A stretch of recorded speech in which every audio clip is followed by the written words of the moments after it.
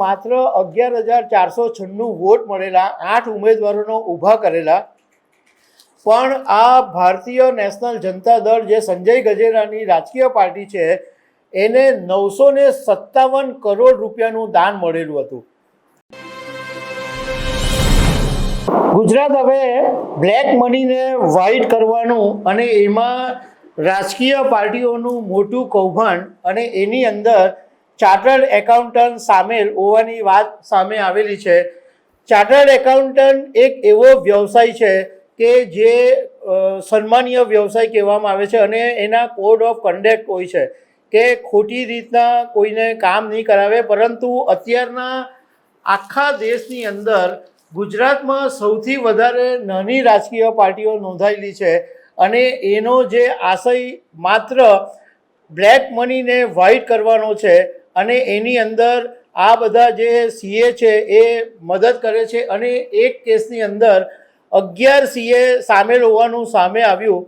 પરંતુ જેને સીએને સજા કરવાની સત્તા છે એવું institute of chartered accountant of India ICAI 11 સીએને દોષી તો જાહેર કર્યા પરંતુ માત્ર ઠપકો આપીને જવા દીધા. તો આના વિશે તમારી સાથે વાત કરીશ. મારું નામ રાજેશ શાહ છે અને તમે જોઈ રહ્યા છો ગુજરાતના સૌથી મોટા ડિજિટલ ન્યૂઝ પ્લેટફોર્મ ખબરછે.com.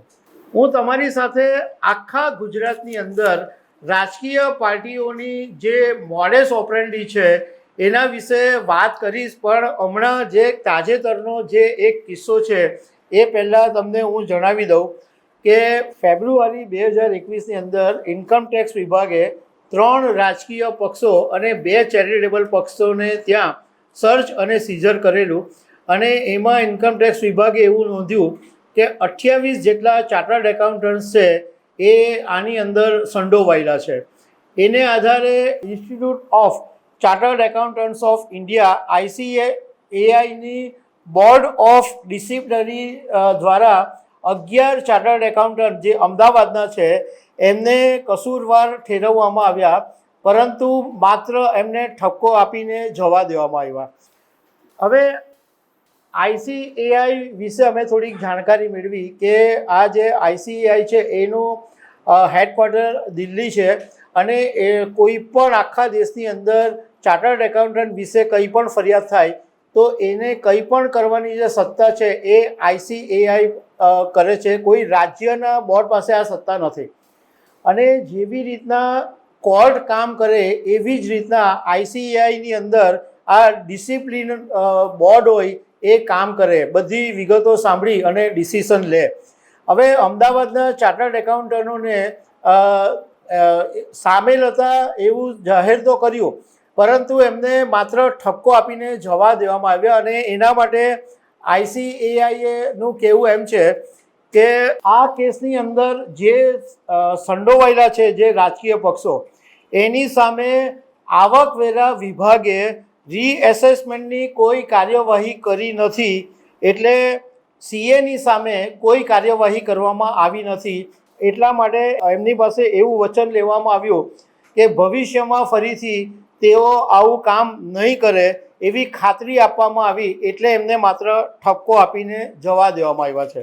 હવે ઇન્કમટેક્સ વિભાગે જે નોંધેલું હતું એ જાણવા જેવું છે કે ઇન્કમટેક્સ વિભાગે તે વખતે એવું કીધેલું હતું કે આ જે ચાર્ટર્ડ એકાઉન્ટન્ટ્સ છે એ ટેક્સ ચોરી અને કપટપૂર્વક જે ચૂંટણી ભંડોળ છે એની સુવિધા માટે અમુક રાજકીય પક્ષોની સાથે મિલીભગત કરી છે અને ટેક્સ ઘટાડવા માટે આ રાજકીય પક્ષોને આઈડિયા આપેલા હતા, રસ્તા બતાવેલા હતા કે કેવી રીતના ટેક્સ ચોરી કરવી. તો આ લોકો ટેક્સ ચોરી કરવા માટે રાજકીય પક્ષોને એવો આઈડિયા આપેલો કે બેંક ખાતા ખોલાવવાના, એમાં પાર્ટીઓ શોધી અને બેંકમાં ખાતું ખોલાવવાનું અને એ જે રકમ છે દાનની એ ચેકમાં લઈ અને એ બેંકના ખાતામાં ટ્રાન્સફર કરવાની. આ બધી વાત સીએએ રાજકીય પક્ષોને સમજાવેલી.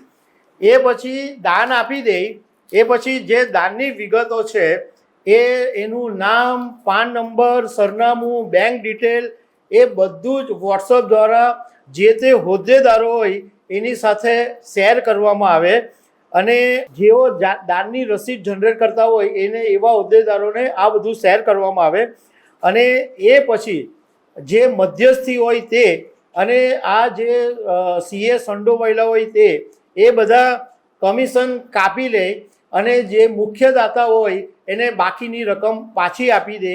આવું એક આખું નેટવર્ક આ લોકો કામ કરતા હતા. ફરીથી સંક્ષિપ્તમાં ખાલી સમજાવી દઉં કે કોઈ એક માણસ ડોનેશન આપવા માંગે છે કે ધારો કે હું 25 કરોડ રૂપિયા ડોનેશન આપવા માગું છું, તો હું 25 કરોડ ડોનેશન આપું એટલે હું ખાતામાં પૈસા જમા કરાવું અને એ પછી આ લોકો સીએ અને જે વચ્ચેનો જે મળદ એજન્ટ હોય એ કમિશનના નક્કી કરેલા 5-10% કે જે પણ હોય એ રકમ કાપી લે અને બાકીની જે રકમ છે એ મને પાછી આપી દે. એટલે મારા પૈસા વ્હાઇટ થઈ જાય. મતલબમાં આખું બ્લેક મનીને વ્હાઇટ કરવાનું આ રાજકીય પાર્ટીઓના માધ્યમથી ગુજરાતમાં જબરજસ્ત મોટું કૌભાંડ ચાલે છે.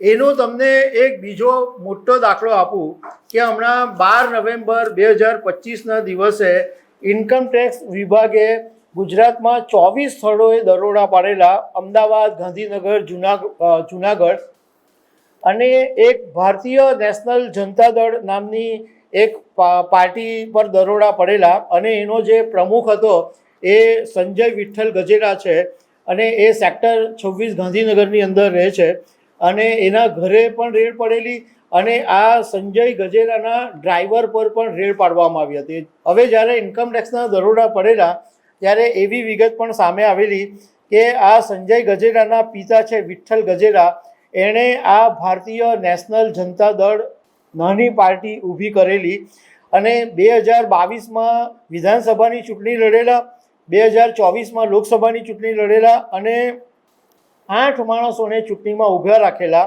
અને એ લોકોને ટોટલ 11,496 વોટ મળેલા. આ તો થઈ સામાન્ય વાત, પરંતુ હવે મુખ્ય વાત ઉપર આવ કે માત્ર 11,496 વોટ મળેલા, 8 ઉમેદવારોનો ઊભા કરેલા, પણ આ ભારતીય નેશનલ જનતા દળ જે સંજય ગજેરાની રાજકીય પાર્ટી છે એને 957 કરોડ રૂપિયાનું દાન મળેલું હતું. હવે એસોસિએશન ફોર ડેમોક્રેટિક રિસર્ચ એડીઆરના રિપોર્ટ આપણે ઘણી વખત સાંભળીએ છીએ કે રાજકીય પાર્ટીઓને દાનની જે રકમ મળે એના એડીઆરના ઘણા બધા રિપોર્ટ્સ આવતા હોય છે. તો એડીઆરનો એક રિપોર્ટ સામે આવેલો, એમાં એવું લખેલું છે કે ગુજરાતની અંદર 95 આવી નાની પોલિટિકલ પાર્ટીઓ રજિસ્ટર્ડ છે અને એમાંથી 36 પાર્ટીઓ માત્ર ચૂંટણી પંચને રિપોર્ટ જમા કરાવે છે. અને તમને જાણીને નવાઈ લાગશે કે 5 પાર્ટીઓ એવી છે, એકદમ નાની પાર્ટીઓ, કે જેમને 2,316 કરોડ રૂપિયાનું જંગી દાન મળેલું છે અને આ દાન એમને મળ્યું છે 2019થી 2024ની વચ્ચે. અને એડીઆરના રિપોર્ટની અંદર એ પણ કહેવામાં આવ્યું છે કે આખા દેશની અંદર જેટલી નાની પોલિટિકલ પાર્ટીઓ છે એમાંથી 70% પાર્ટીઓ ગુજરાતની છે અને આ એમાં સૌથી વધારે દાન આ ભારતીય નેશનલ જનતા દળને મળેલું છે. એટલે જે મેં તમને જે પ્રમાણે આગળ સમજાવ્યું તેમ કે આ આખું ગુજરાતની અંદર કાળા રૂપિયાને વ્હાઇટ કરવાનું રીતસરનું રાજકીય પાર્ટીઓનું કૌભાંડ ચાલી રહ્યું છે અને એની અંદર સીએ સામેલ છે. પાર્ટી બનાવે, રૂપિયા લે અને જેને દાતા હોય એને પાછા આપે અને એમ કરીને આખું એક મોટું ચક્કર ચાલે છે. જો કે કેટલાક લોકોએ એવું કીધું કે સીએ જે હોય છે એ બહુ જવાબદાર વ્યક્તિ તરીકે કહેવામાં આવે છે. કોઈ એમને કોઈ સીએ કેટલી મહેનતથી બનતું હોય છે. તો આઈસીએઆઈએ એ વાત જોવા જેવી હતી કે જ્યારે સીએનું આટલું સન્માન મળતું હોય તો એવી વ્યક્તિઓ કે જે આવા બોગસ રાજકીય પાર્ટીઓને મદદ કરતી હોય, એના સંડોવણી હોય, તો એવા સીએની સામે આકરા પગલાં લેવા જોઈતા હતા. તો દર્શક મિત્રો, આવા અનેક અપડેટ સાથે અમે તમને મળતા રહીશું. આભાર.